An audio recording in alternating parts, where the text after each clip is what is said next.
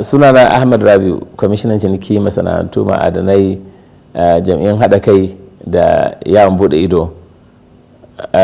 Alhamdulillah, cikin wannan shekaru kusan 4 da mai girma Khadimul Islam Dr. Abdullahi Umar Ganduje ya shugabanci a wannan jiha ta mai tasiri, ya yi abubuwa da dama waɗanda suka sa yau an samu haɓaka ta tattalin arzikin Kano, an samu ƙari yawan masana'antu da suke juyawa, kuma al'amarin cinikin ya ƙara haɓaka ta al'amuran da ya shigo da su sababbi da kuma waɗansu da ya tarar ya inganta su ya ƙara musu saiti.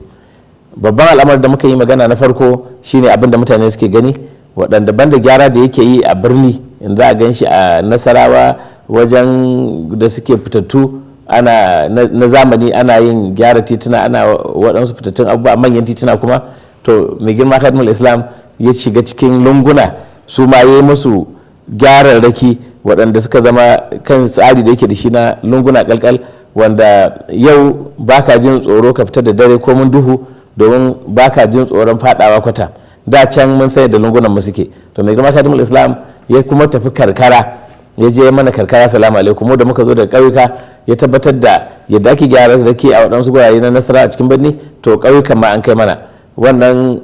Alhamdulillah, tsarurruka da aka rika yi na saita al'amura, daga yadda mutum zai fara yin al'amarin kasuwanci ko masana'anta a ma'aikata ta ciniki, zuwa yadda zai samu shaidar mallaka fili an sauƙaƙa shi, zuwa da zai samu izinin yin gini an sauƙaƙa shi, zuwa yadda zai kuma za a sulhunta tsakanin 'yan kasuwa guda biyu wanda suka samu saɓanin fahimta ko aka samu akasi na cika alkawuran da aka ɗauka akan ka'idar da suka ɗauka, yarjejeniyar da suka yi. Wannan an kafa kotu ta musamman, wadda maimakon idan mutum ya zo yana da ƙara ya tafi guri kotu irin ta al'ada yanzu a shekarar 10 ko 20 ana yi, ita wannan kotu da an je ba ta ɗaukar lokaci take gamawa. Waɗannan a takaice abubuwa da suke muhimmai, wanda sakamakon su ne mai girma Khadimul Islam Dr. Abdullahi Umar Ganduje ya samu lambar yabo daga babban bankin duniya ta hannun kwamiti na musamman ƙarƙashin mataimakin shugaban ƙasa Professor Yomi Oshibanjo GCON, wanda tana da akan tebur ina, duk wanda Allah ya bashi iko ya shiga ofis ina zai ganta da alamar duniya, saboda bankin duniya ne suka bayar da ita.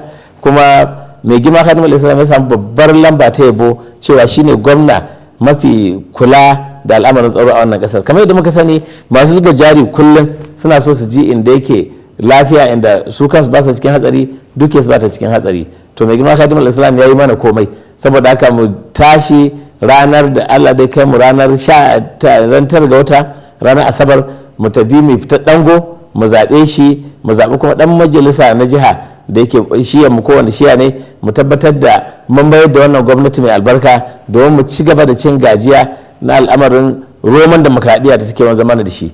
Allah ya ba mai girma gwamna nasara a wannan zaɓe da za a yi. Allah ya sa cikin amincinsa kuma ya zama ƙasar mu ta ƙara samun haɗin kai da haɓaka arziki. Wannan muhimman al'amura ne. Allah ya taimake mu, Allah ya sa kuma ya zaɓe lafiya a gama lafiya. A zaɓe mai girma Khadimul Islam Dr. Abdullahi Umar Ganduje da mukarrabansa baki ɗaya, domin a ci gaba da more roman demokradiyya. Assalamu alaikum.